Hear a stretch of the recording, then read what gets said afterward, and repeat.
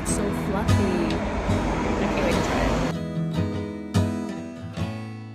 it. Good afternoon. Now that I'm caffeinated and fed, that bagel was amazing. I think I might have to go back and buy some to bring home. I'm going on a tour. That's why I'm in Vilnius today. I'm going on a tour with Vilnius free walking tours.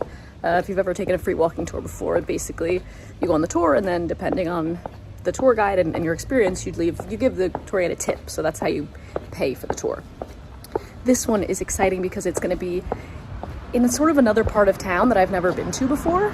The tour is called Undiscovered Vilnius. So we're going to cross the river by bus and explore where the skyscrapers are and see sort of what's happening over there. I'm excited to see it for myself and to share it with you guys. So let's go.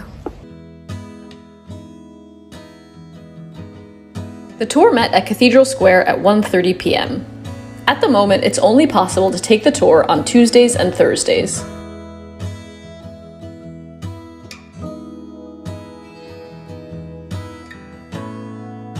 We walked to this spot in the square where you see 2 feet. I learned that this is where the Lithuanian end of the peaceful protest, which is known as the Baltic Way, began. On August 23rd, 1989, roughly 2 million people joined hands across Lithuania, Latvia, and Estonia for freedom from Soviet rule. Imagine all of this was organized before social media even existed. From here, we walked to the river, where we learned a little bit about the art that lines the riverbank, about the first power station in Vilnius, and then we hopped on the bus to a neighborhood called Šnipiškės. Schnippisches is a pretty sprawling neighborhood in Vilnius that sits on the north of the Neris Rive. The tour specifically heads here for the old wooden homes that were once the main type of home that you saw around the city. However, as the city grows financially and physically, as it modernizes and looks to build bigger, shinier buildings, many of these homes have begun to disappear. Schnippisches translated from Lithuanian means something like a big snout place, you know? Something like that. It comes from the surname of a person who lived here back in 16th century.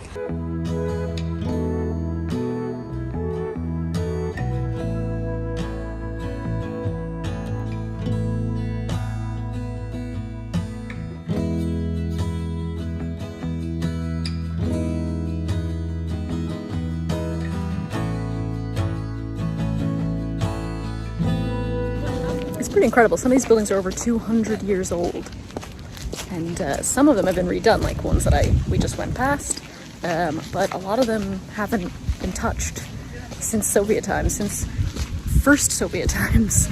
It's a unique place with the skyscrapers in the background. She said every year they get a little closer to the neighborhood, so it's very fascinating. You will notice it's painted in all kinds of different colors. On the right side it's white, then you've got something like yellow, then brown.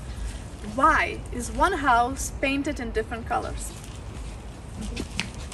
Different people? Different people, different families. Yeah. So this area, it changed a lot, like the rest of Lithuania, when we became part of Soviet Union. As you probably know from the history, a lot of people, they were deported, especially if they had a big house. That was one of the main reasons to get deported to Siberia. And then what happened? They would divide the house into several apartments and bring people as like colonialization process to live. So people would live in one house, have just one kitchen, just one bathroom, everything would be shared. And to this day, it is a big problem. As the tour guide mentioned, these houses are now occupied and owned by multiple different families. Many are also protected as historical landmarks. So you can imagine that selling or even just remodeling these houses can be a bit of a problem. So instead, something else tends to happen in this part of town. Permission to demolish a house. It is much easier to burn a house down. Somebody has already talked about it here.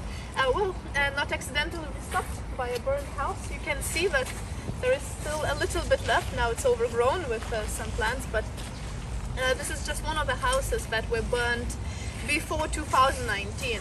Like before 2019, you could turn on the TV and one day out of two, something was burning here in Šnipiškės. They just would happen all of the time. Eventually, we made our way out of the neighborhood of wooden houses, and simply by crossing the street, found ourselves amongst some of the city's tallest and most modern buildings. This is Europa Tower, which was officially opened in May 2004 to commemorate Lithuania joining the EU. It is 148 meters, or 485.5 feet tall, making it the tallest building in the Baltics. Yeah, my grandfather remembers that he found out that they had bananas in that shop, that shopping mall, and what he did is he took his money, he just drove here as fast as he could, and there was already like a big line of people waiting, but he stood in that line, and there were so many people, and bananas were really expensive. We tried to convert the money with my grandfather. We got something like 20 euros per kilogram, but you know, in Soviet Union people often had money but nothing to buy, so he waited in that line, and when he got to the front, you can guess what happened. There were no bananas left. Our final stop of the day was to Hotel Latuva. Latuva means Lithuania in Lithuanian. During Soviet rule, this was where foreigners stayed and where they were fully monitored, including having their rooms bugged with microphones. You may have heard of similar hotels in Berlin, Latvia, or Estonia. It's now a Radisson hotel with a great viewpoint from the bar. I hope you guys enjoyed this video. I absolutely love taking tours and seeing a different side of a city, one that I wouldn't find on my own. It's why I love to travel. It's why I love to meet people who are from the place. I picked the brain of our tour guide for some other cool spots to check out when I'm next in Vilnius. If you're enjoying this series and you want to follow along with what we're doing on the more of the day-to-day in Lithuania, you can follow along on Instagram at Eternal Expat.